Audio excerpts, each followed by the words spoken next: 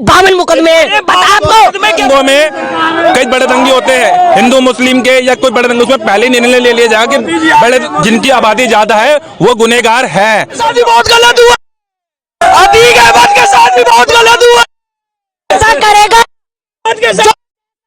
वैसा भरेगा, जेब में नहीं दाने, जेब में नहीं दाने, अब मैं चली भुनाने, कच्चे में 100 छेद हैं, फिर भी मोदी मोदी। ये जो चुनाव होगा वो बिल्कुल लाइव होना चाहिए, बिल्कुल बैलेट पेपर से होना चाहिए, ईवीएम से नहीं होना चाहिए। तो क्या दिक्कत है? जब उन सब का जमीनें छीनी जाएंगी, ये तानाशाही पैदा हो रही है। आपको चौधरी चरण सिंह का याद हो, चौधरी चरण सिंह जी ने कहा था कि जिस दिन मेरे खिलाफ मीडिया बोलने लगे उस वक्त समझिए कि मैं देश के लिए काम कर रहा हूं, और जिस दिन मेरी समर्थन में मीडिया बोलने लगे ना उस दिन समझ लेना कि मैं बिक चुका हूं उद्योगपतियों के हाथ। वही देश सवाल है।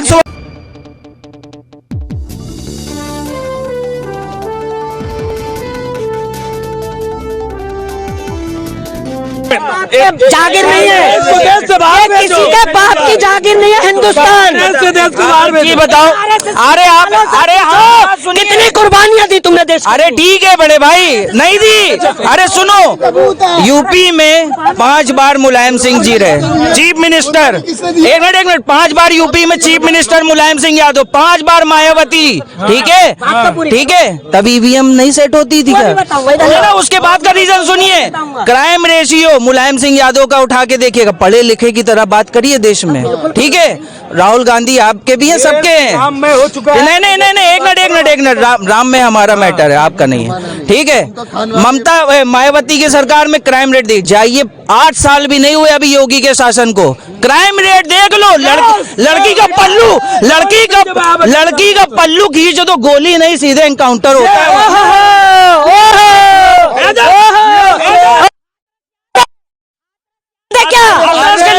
हाथरस के लड़कों के साथ क्या हुआ? बैठा हुआ है सत्ता में, जो यूपी में सत्ता में बैठा हुआ 52 मुकदमे। क्या 52 मुकदमे क्या बलात्कार के?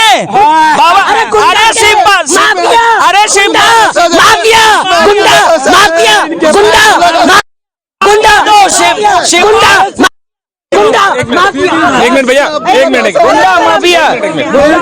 हेलो, अभी आपने कहा हाथरस का, आपको कन्हैया लाल का याद है? गर्दन काट दी थी उसकी, उसका तो जवाब अभी तक आपने एक बार भी नहीं दिया।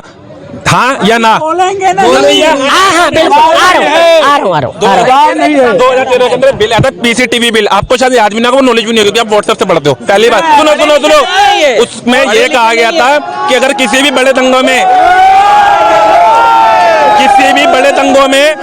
कई बड़े दंगे होते हैं हिंदू मुस्लिम के या कोई बड़े दंगे, उसमें पहले निर्णय ले लिया जाएगा कि बड़े जिनकी आबादी ज्यादा है वो गुनहगार है पहले ही। और सुनो, और उनके खिलाफ अरेस्ट वारंट जारी होगा बिना जमानत के।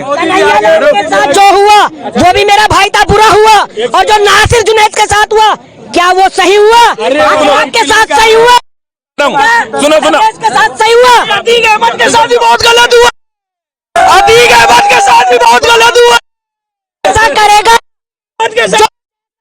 वैसा भरेगा, मिलाने का काम किया करेगा वो वैसा भरेगा।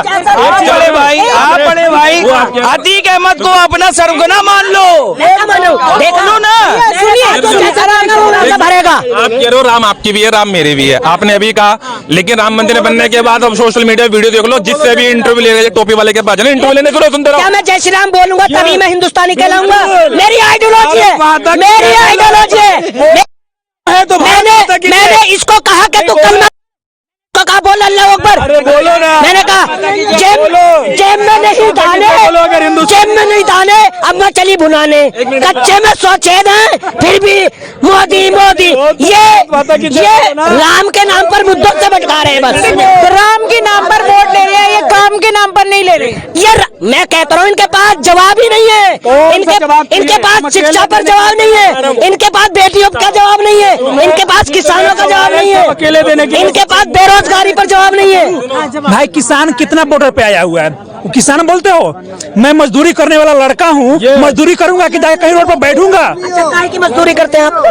कोई भी चीज का, चाहे मैं ईटा ढोऊं, मसाला उठाऊं, कोई मजदूरी करने जाऊंगा, अपने बच्चे का पालूंगा। जो किसान लोग आया हुआ है वो किसान है? किसान एक नहीं है, किसान है और किसान नहीं है। कौन है? किसानी करते हो? किसानी मैं किसानी करता हूँ भाई, मैं हरियाणा से हूँ, सिरसा से, सिरसा साउथ सिटी भाई, सिरसा सिटी से हूँ मैं। किसान आ रहे हैं, किसान इसलिए आ रहे हैं कि जो चुनाव होगा वो बिल्कुल लाइव होना चाहिए, बिल्कुल बैलेट पेपर से होना चाहिए, ईवीएम से नहीं होना चाहिए। तो क्या दिक्कत है? 44 करोड़ की आबादी है, बैलेट पेपर गिनते गिनते अगला चुनाव आ जाएगा, क्या होगा? आने दो। पहले नहीं होता था, नहीं थी पहले ये आबादी, अरे चीन में नहीं होता, अरे रूस में नहीं होता। ये कह रहे हैं कि किसान, एक मिनट, ये कह रहे किसान आए थे, आप कह रहे एक मिनट आराम से, ऐसी कोई बात ही नहीं जा रही है। आप बताइए, किसान आ रहे हैं, ये लोग कह रहे हैं वो किसान ही नहीं है। कौन है? मैं खुद किसान का बेटा हूँ जी, मैं आ चुका हूँ, बाकी आ रहे हैं। मैं कौन से बॉर्डर पर? जो किसान बॉर्डर पे आए हुए हैं, आ रहे हैं ना, कल से तो चालू है ना तेरा किसान, हाँ। लेकिन आप खेती करोगे कि बॉर्डर पे आके 10 दिन बैठोगे? जब उन सब का जमीनें छीनी जाएंगी, ये तानाशाही पैदा हो रही है। मेरी डेमोक्रेसी खत्म होगी ना? डेमोक्रेसी की बात बताओ आप। कुछ नया है, बीजेपी के खिलाफ बोलता है तो उसके खिलाफ आपका जमीन का यही आ जाती है, ये क्या मतलब है?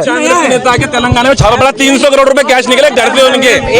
ईडी तो सही जगह जा रही है। मेरी बात सुनो। हमारे देश के प्रधानमंत्री कहते हैं कि अपनी एजेंसियों से, ईडी और सीबीआई से विपक्षों पे छापे मारना, मगर मेरे सहयोगियों को कुछ मत कहना, अडानी और अंबानी को। आपने एक चीज कही, देखिए चौधरी चरण सिंह का, शायद आपको चौधरी चरण सिंह का याद हो, चौधरी चरण सिंह जी ने कहा था कि जिस दिन मेरे खिलाफ मीडिया बोलने लगे, उस वक्त समझिए कि मैं देश के लिए काम कर रहा हूं, और जिस दिन मेरी समर्थन में मीडिया बोलने लगे ना, उस दिन समझ लेना कि मैं बिक चुका हूं उद्योगपतियों के हाथ। वही एक सवाल यार, ये लोग कहते हैं, सारा देश कहता है मीडिया बिकाऊ क्यों है यार? मीडिया बिकाऊ है यार। आपसे मैं एक चीज पूछना चाह, आपने जब अपना वक्तव्य चालू किया था तो आपने ये कहा था क्या भैया, आपने कहा था मोदी जी 14 लाख का सूट पहनते हैं, मोदी जी 100 करोड़ की फ्लाइट में घूमते हैं,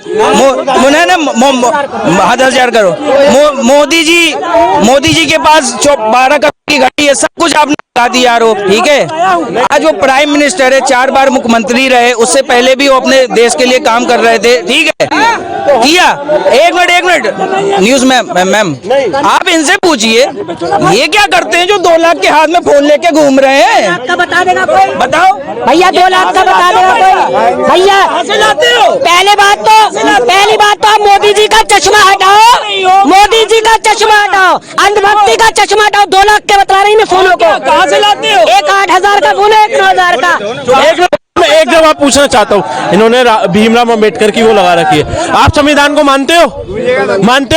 तो बताओ वक्फ बोर्ड क्यों बनाया? फिर शरीयत क्यों लाई गई? वक्फ बोर्ड क्यों बनाया? 1900 बताओ आप, एक बार इस बात का जवाब दो।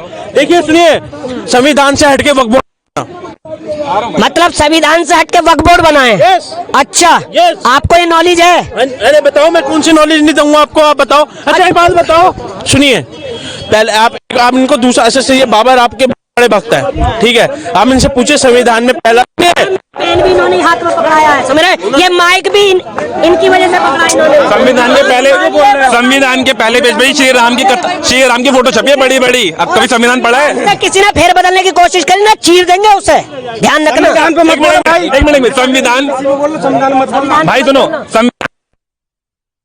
सुनो तो वक्फ बोर्ड भाई, तो सभी मानते संविधान को, कौन नहीं मानता? उससे पहले हिंदू हूँ भाई, बाद में हूँ। अरे तो संविधान को कौन नहीं मानता भाई? संविधान पे, ये संविधान पे कुछ, अरे तो क्यों भाई संविधान पे वक्फ बोर्ड नहीं लगा? संविधान पे मेरे को इतनी जानकारी नहीं है, लेकिन सुनो, फिर क्यों बोल रहे हो? संविधान को मानते हैं। क्यों नहीं मानते? सभी मानते हैं। अच्छा एक बात पूछो, पहले आपके लिए गीता संविधान है? नहीं, हमारे लिए गीता नहीं है संविधान, हमारे लिए बाबा साहब का संविधान है, भीमराव अम्बेडकर। पहले कुरान संविधान है, पूछो। लिया है ना धर्म को बीच में, हम नहीं जानते, लिया है धर्म को। इन इनकी मानसिकता ये है। चलो एक छोटा था, मानसिकता ही एक छोटा था। चलो ये कह रहे हैं कि तुम हमें अरे बताओगे कुरान क्या है? सुनो। जब मुझे एक मिनट मैंने गीता के बारे में कुछ कहा? भाई पहले मेरे लिए संविधान है, मैं भी चाहता हूँ, पहले मेरे लिए संविधान है। सुनिए, धर्म को बीच में लाना बहुत गलत है, राजनीति पे बात की जाए। एक बात बताइए, अच्छा एक बात बताइए भाई, आप एक बात बताओ, इधर आओ। आप संविधान को मानते हो, उसमें कोई चीज गलत नहीं होनी चाहिए, गलत नहीं होनी ठीक है। वक्फ बोर्ड आया, चेंजिंग भी नहीं होनी चाहिए। वक्फ बोर्ड क्यों लाया? आप इनसे पूछो। तो ये क्या, ये तो कह रहे हैं कि हम संविधान को पलटेगा, हम तो फाड़ देंगे। क्या करें यार? मैं कह रहा हूँ अगर किसी ने संविधान में फेरबदल करने की कोशिश करी तो उसको चीर देंगे। मैं ये कह रहा हूँ। एक संविधान, वक्फ बोर्ड से क्या परेशानी है आपको? क्या परेशानी है? एनआरसी लागू होने वाला है और यूएनएसी लागू होने वाला है, सबको मालूम है। उत्तराखंड में लागू हो चुका, हल्द्वानी में कितना हंगामा हो सबको मालूम है। ये कह रहे हैं भाई साहब कि संविधान को जो कोई भी पलटने की कोशिश करेगा हम ये कर देंगे, वो कर देंगे। जब संविधान देश के अंदर है, एक कानून एक नियम, तो वक्फ बोर्ड की जरूरत ही क्या है देश के अंदर? उनसे मैं ये पूछना चाहता हूँ, क्या मुसलमान ही बाहरी है? क्या हिंदू बाहर का नहीं है? या एनआरसी या सीए? हमारे लिए 56 करती है तुम्हारे। अरे किसी के किसी के बाप का देश नहीं है। क्या तेरे बाप का है? क्या मेरे बाप का है। किस बेसिस पर हुआ है? मेरे बाप का है। मेरे बाप, उसने पार्टीशन किया, हमने अपने देश को चुना, हिंदुस्तान को। ले लिए वो था जिन्ना ने अपनी कुर्सी के लिए किया जो कुछ किया था। मैं जिन्ना कौन सी पार्टी का था? सुनो, जिन्ना कौन सी पार्टी का था बता। सुनो, तेरे बाप की नहीं, हिंदुस्तान जिन्ना पार्टी का था। पार्टीशन हुआ है ना, पार्टीशन हुआ ना। बांग्लादेश क्यों लिया? सिख, ईसाई, मुस्लिम, जैन सबने लड़ाई किया है ना, तो फिर मुस्लिम मुल्लों ने क्यों दो कंट्री बनाया? हमने अलग कराया। हाँ, तुमने अलग कराया। इसका बाप है। सुनो, जिन्ना कौन सी पार्टी का था? अगर किसी के बाप में किसी के मत हो, चाहे आरएसएस के बजरंग दल के हो, वो भेज के दिखाए हमें भेज के दिखाए। इसकी देख रहे हो आप जहालत कैसे बात कर रहा है? ये पढ़ा लिखा है, ये पढ़ा लिखा है, ये पढ़ा लिखा है। तू बहुत गलत सुनो भाई, एक मिनट भाई, मुद्दों पे आते हैं। सर मैडम एक मिनट, मुद्दों पे भी आएंगे। पूछो जिन्ना कौन सी पार्टी का था? मैं कह रहा हूँ हरामखोर था जिन्ना। अरे पार्टी का कौन सा था? हरामखोर था जिन्ना। सुनो, कौन सी पार्टी का था? मैं ये पूछना है। पूछो। जैसे आरएसएस वाले मुखबरी करते थे वैसे ही जिन्ना था, वैसे ही जिन्ना था। सुनिए अपने लालच के लिए, अपने लालच के लिए उसने बंटवारा कराया। हम नहीं मानते, हम नहीं मानते। हमने यहाँ रहना पसंद किया। यही जीना है, यही मरना है, यही मिल जाना है। ये तो सारे पुराने मुद्दे हो गए। आज देश में जो हालात है उस पर बात करिए। आप बताएं। भाई किसान आंदोलन कर रहे हैं, जवान बैठे हैं अग्निवीर योजना के लिए, बताइए। अच्छा आप एक बात बताइए, सुनिए। गाड़ी लेके जो किसान मोटर पे बैठे हुए थे, वही किसान थे। सुनिए, वही किसान थे। किसान हमारे लिए भगवान है ना, किसान हम सबके लिए भगवान है भैया, हमें अंदाता है, ठीक है। जय जवान जय किसान हम नारा लगाते हैं। सुनिए, हर राजनीतिक पार्टी यही नारा लगा कर आती है, नारा लगा के आती है ना। फिर वो किसान क्यों कह रहा था योगी जी को हराने? डकैत क्यों कह रहा था योगी जी को हराना है, अखिलेश जी को जिताना है? बताओ कहां गए थे उस समय किसान? खालिस्तान के जिंदाबाद के नारे लग रहे थे, कहां गए थे किसान? किसान दारू पीता, किसान को हम भगवान मानते हैं, दारू पीता है। टैंकर बढ़ बढ़ के, भाई चुप रहे, तेरी बारी में चुप रहा है ना। टैंकर बढ़ बढ़ के दारू बढ़ रही थी, कहाँ था किसान? फिर अच्छा एक बात बताइए, जब सारा किसान वहां था तो राशन कौन दे रहा था हमें? सरकार को कौन दे रहा था गेहूं? जब सारा किसान धरने में बैठा हुआ था तब भी तो सब कुछ सही चल रहा था। तब एक बात बताइए, जो किसान सारे किसान धरने पे थे ना, समझ रहे हैं, तो फिर गेहूं कहां से आ रहा था? सब्जियां कहां से आ रही थी? कोई 1 रुपए की महंगाई नहीं हुई थी उस समय। आज भी 10 रुपए किलो आलू था, उस दिन भी 10 रुपए किलो आलू था। डायरेक्टली ये बोलना चाहते हैं वो किसान नहीं थे। मैंने कहा ना, अगर आप बीजेपी से अपना हक मांगोगे तो आतंकवादी, उग्रवादी, खालिस्तानी ये हो सकता है, ये हो सकता है। चारों टाइम वहाँ गुरुद्वारे में खाना खा के आते हो, फिर उसी में ही छेद करते हो। ये वो लोग हैं। देखिए ये भाई ना बार बार बोलते